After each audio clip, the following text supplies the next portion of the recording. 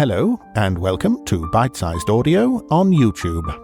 I'm Simon Stanhope, actor, audiobook narrator, and curator of this channel. On the channel you can hear my narrations, more than 100 to date, and more to come, of classic short stories, mostly from the Victorian and Edwardian eras, including vintage ghost stories, detective stories, and other classic tales of mystery and suspense. To accompany the narrations, I put a short profile of the authors in the video description, as well as some general background notes on the stories for those who'd like to know more. If you enjoy this content, please hit subscribe, like, share, leave a comment if you'd like to, and thank you for listening.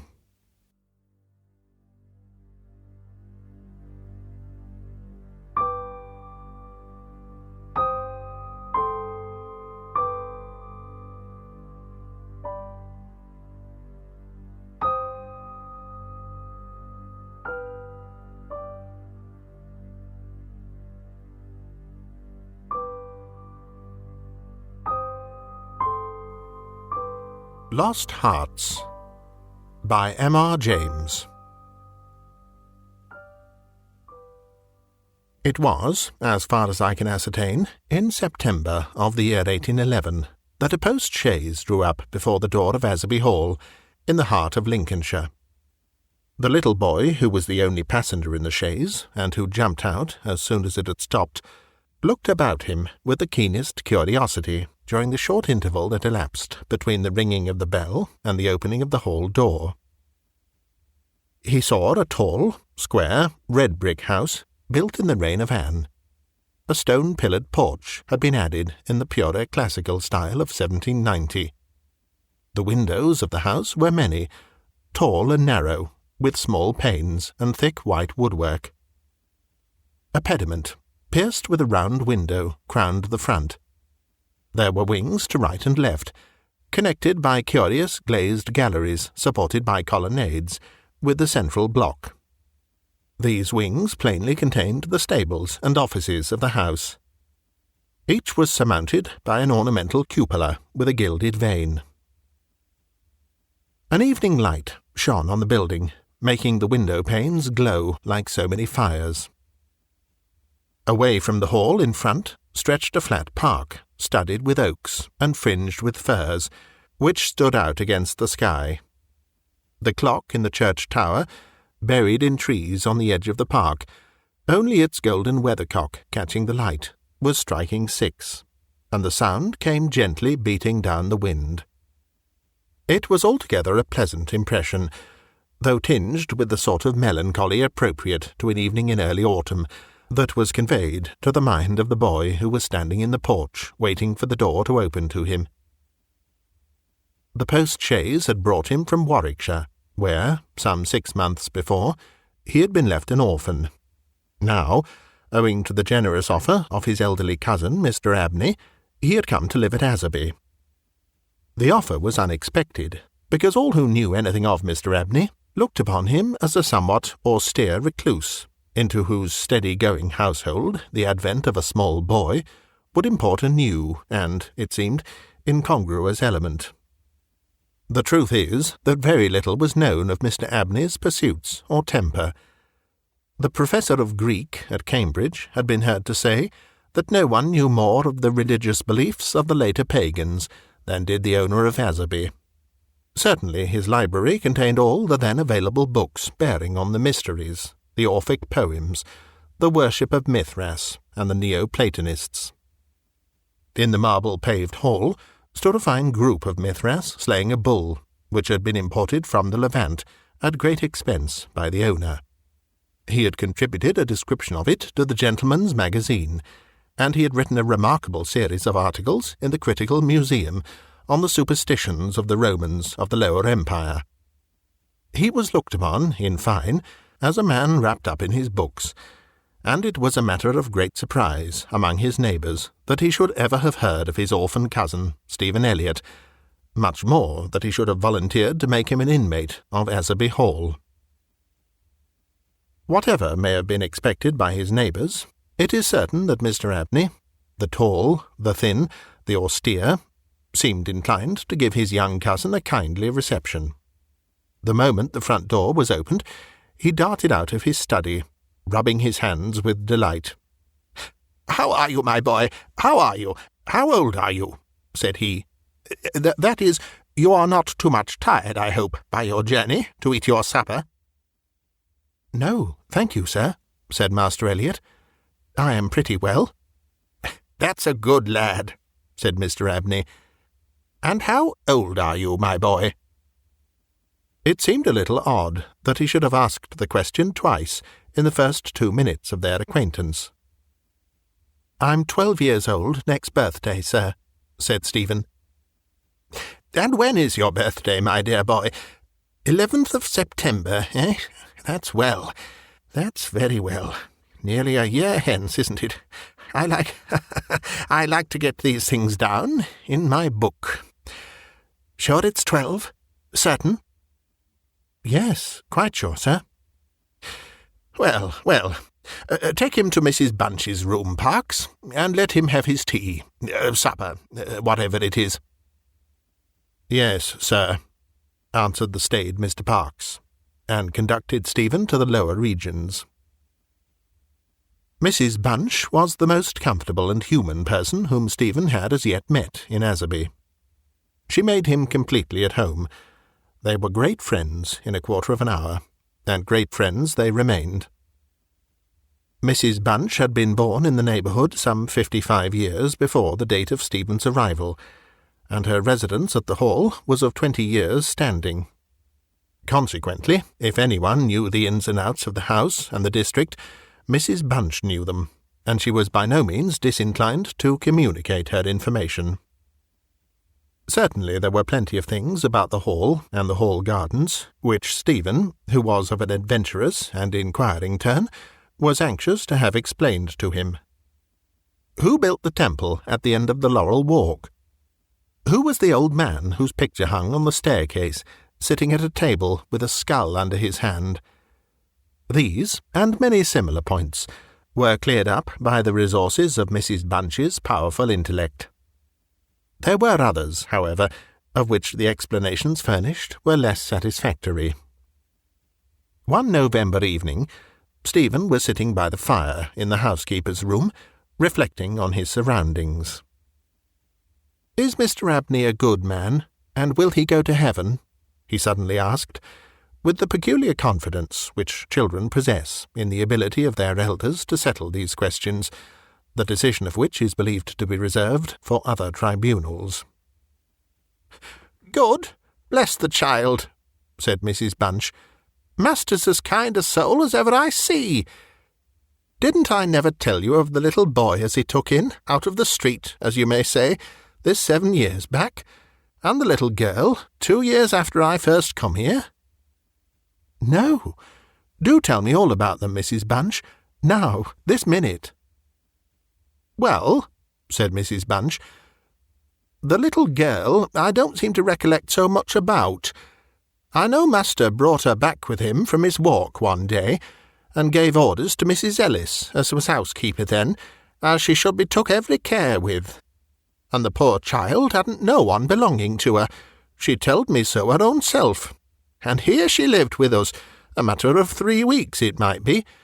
And then, whether she was something of a gipsy in her blood or what not, but one morning she out of her bed afore any of us had opened her eye, and neither track nor yet trace of her have I set eyes on since.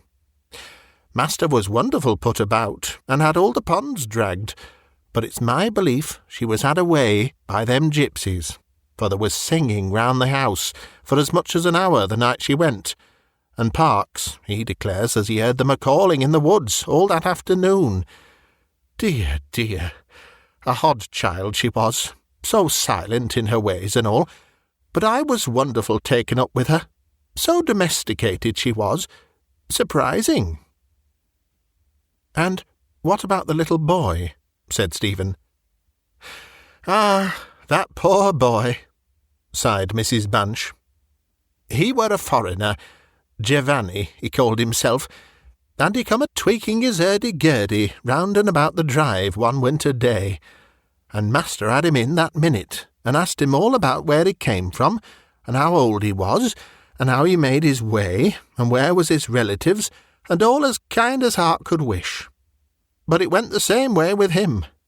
They're a unruly lot, them foreign nations, I do suppose, and he was off one fine morning, just the same as the girl. Why he went, and what he done, was our question for as much as a year after, for he never took his hurdy-gurdy, and there it lays on the shelf. The remainder of the evening was spent by Stephen in miscellaneous cross-examination of Mrs. Bunch, and in efforts to extract a tune from the hurdy-gurdy. That night he had a curious dream. At the end of the passage, at the top of the house, in which his bedroom was situated, there was an old, disused bathroom. It was kept locked, but the upper half of the door was glazed, and, since the muslin curtains which used to hang there had long been gone, you could look in and see the lead-lined bath affixed to the wall on the right hand, with its head towards the window. On the night of which I am speaking, Stephen Elliot found himself, as he thought, looking through the glazed door. The moon was shining through the window, and he was gazing at a figure which lay in the bath. His description of what he saw reminds me of what I once beheld myself in the famous vaults of St. Michael's Church in Dublin, which possessed the horrid property of preserving corpses from decay for centuries. A figure, inexpressibly thin and pathetic, of a dusty leaden colour, enveloped in a shroud-like garment, the thin lips crooked into a faint and dreadful smile, the hands pressed tightly over the region of the heart.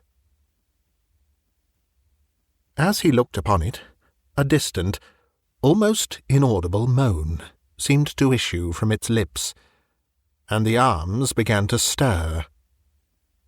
The terror of the sight forced Stephen backwards, and he awoke to the fact that he was indeed standing on the cold, boarded floor of the passage, in the full light of the moon.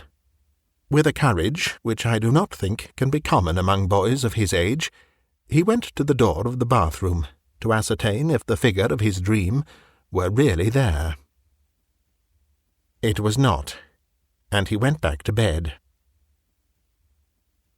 Mrs. Bunch was much impressed next morning by his story, and went so far as to replace the muslin curtain over the glazed door of the bathroom.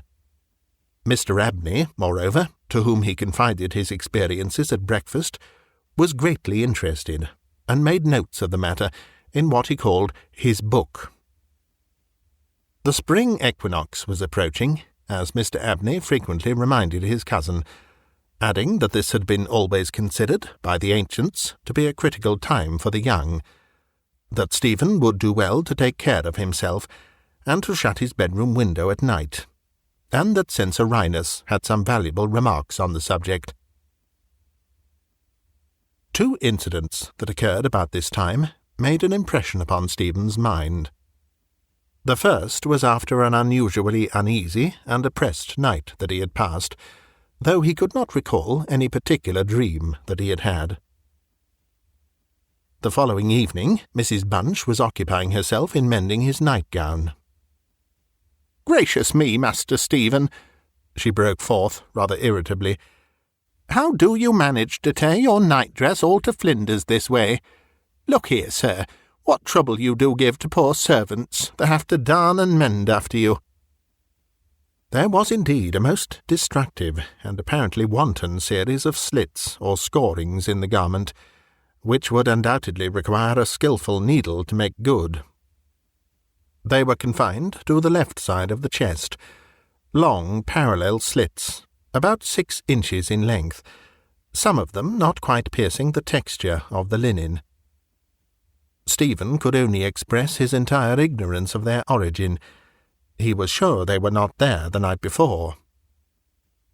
"But," he said, "Mrs. Bunch, they are just the same as the scratches on the outside of my bedroom door, and I'm sure I never had anything to do with making them." Mrs. Bunch gazed at him open-mouthed. then snatched up a candle, departed hastily from the room, and was heard making her way upstairs.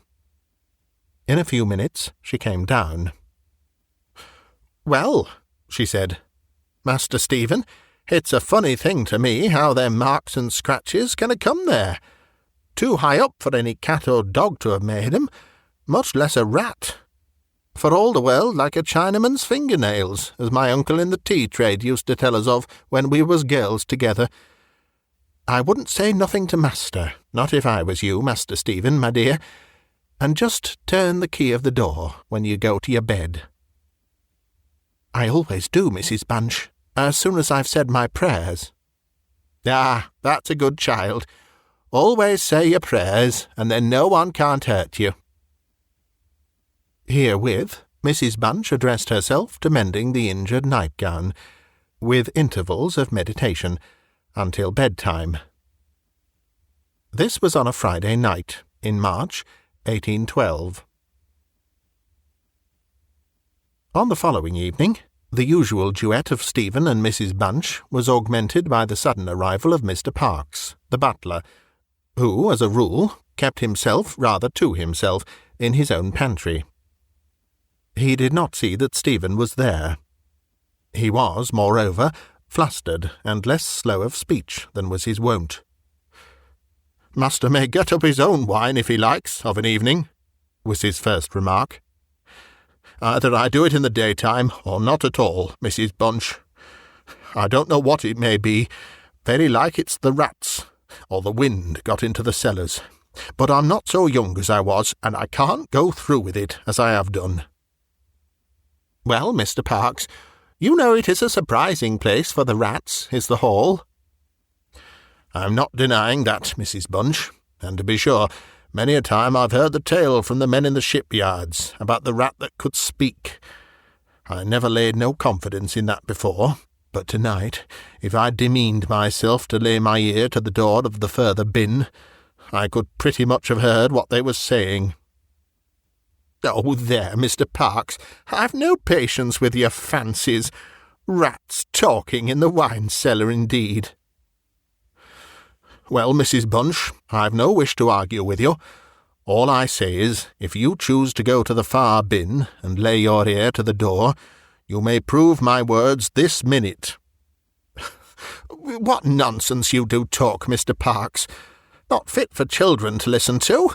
Why, you'll be frightening Master Stephen there out of his wits." "What, Master Stephen?" said Parkes, awaking to the consciousness of the boy's presence. "Oh, Master Stephen knows well enough when I'm a-playing a joke with you, Mrs. Bunch." In fact, Master Stephen knew much too well to suppose that Mr. Parkes had in the first instance intended a joke. He was interested, not altogether pleasantly, in the situation, but all his questions were unsuccessful in inducing the butler to give any more detailed account of his experiences in the wine-cellar.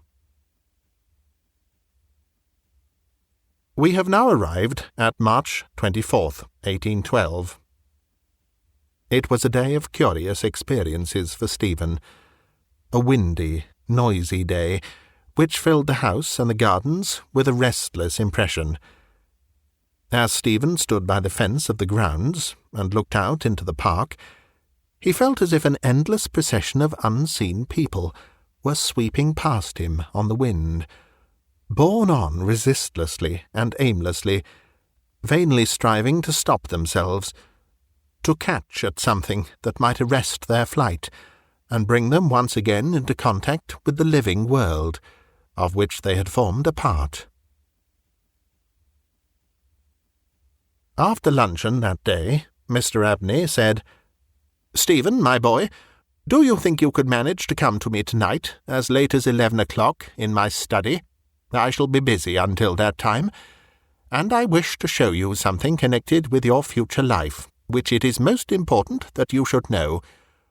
You are not to mention this matter to Mrs. Bunch, nor to anyone else in the house, and you had better go to your room at the usual time."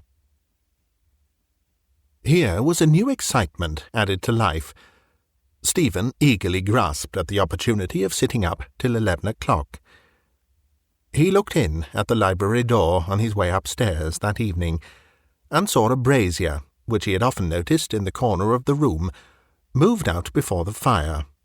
An old silver-gilt cup stood on the table, filled with red wine, and some written sheets of paper lay near it. Mr. Abney was sprinkling some incense on the brazier from a round silver box as Stephen passed, but did not seem to notice his step. The wind had fallen, and there was a still night and a full moon. At about 10 o'clock, Stephen was standing at the open window of his bedroom, looking out over the country.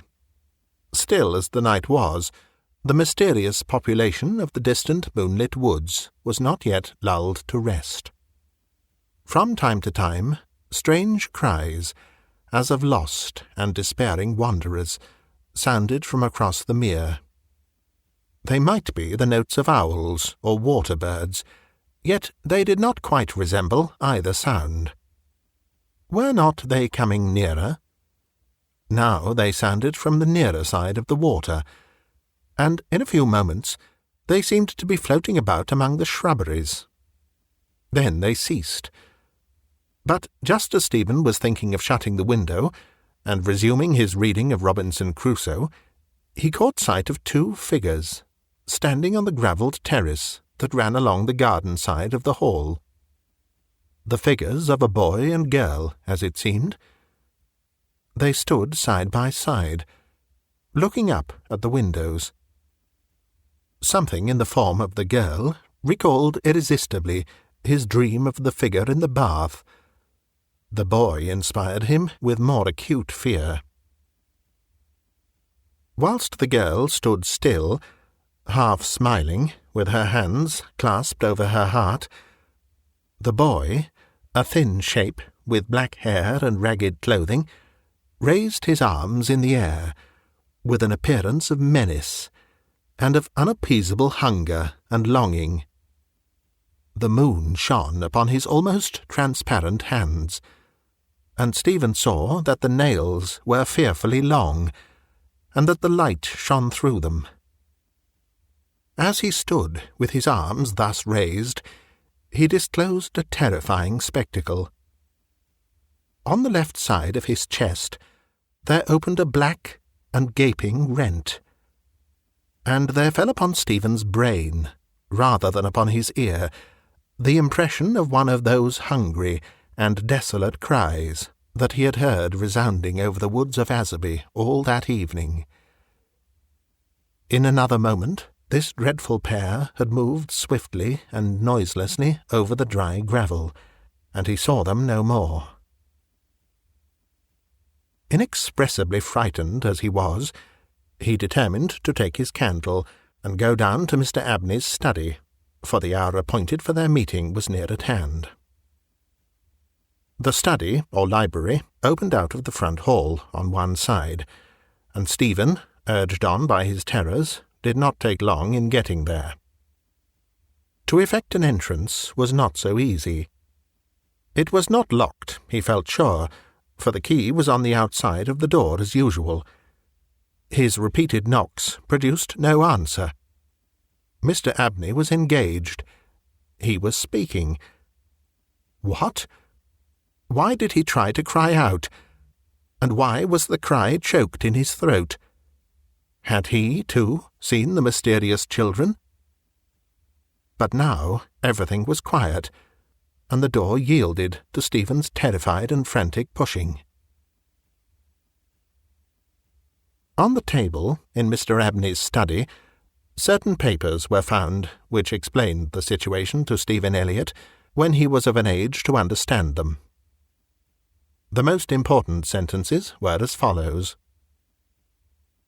It was a belief, very strongly and generally held by the ancients, of whose wisdom in these matters I have had such experience as induces me to place confidence in their assertions, that by enacting certain processes, which to us moderns have something of a barbaric complexion, a very remarkable enlightenment of the spiritual faculties in man may be attained, that, for example, by absorbing the personalities of a certain number of his fellow creatures, an individual may gain a complete ascendancy over those orders of spiritual beings which control the elemental forces of our universe. It is recorded of Simon Magus that he was able to fly in the air, to become invisible, or to assume any form he pleased, by the agency of the soul of a boy, whom, to use the libellous phrase employed by the author of the Clementine Recognitions, he had murdered. I find it set down, moreover, with considerable detail, in the writings of Hermes Trismegistus, that similar happy results may be produced by the absorption of the hearts of not less than 3 human beings below the age of 21 years. To the testing of the truth of this receipt I have devoted the greater part of the last 20 years, selecting as the corpora vilia of my experiment such persons as could conveniently be removed, without occasioning a sensible gap in society. The first step I effected by the removal of one Phoebe Stanley, a girl of gipsy extraction, on March 24th, 1792. The second, by the removal of a wandering Italian lad, named Giovanni Paoli, on the night of March 23rd, 1805. The final victim, to employ a word repugnant in the highest degree to my feelings, must be my cousin, Stephen Elliot. His day must be this March 24th, 1812. The best means of effecting the required absorption is to remove the heart from the living subject, to reduce it to ashes, and to mingle them with about a pint of some red wine, preferably port. The remains of the first 2 subjects, at least, it will be well to conceal. A disused bathroom or wine cellar will be found convenient for such a purpose. Some annoyance may be experienced from the psychic portion of the subjects, which popular language dignifies with the name of ghosts. But the man of philosophic temperament, to whom alone the experiment is appropriate, will be little prone to attach importance to the feeble efforts of these beings to wreak their vengeance on him. I contemplate with the liveliest satisfaction the enlarged and emancipated existence which the experiment, if successful, will confer on me, not only placing me beyond the reach of human justice, so-called, but eliminating to a great extent the prospect of death itself. Mr. Abney was found in his chair, his head thrown back, his face stamped with an expression of rage, fright, and mortal pain. In his left side was a terrible lacerated wound, exposing the heart. There was no blood on his hands, and a long knife that lay on the table was perfectly clean. A savage wildcat might have inflicted the injuries. The window of the study was open, and it was the opinion of the coroner that Mr. Abney had met his death by the agency of some wild creature. But Stephen Elliot's study of the papers I have quoted led him to a very different conclusion.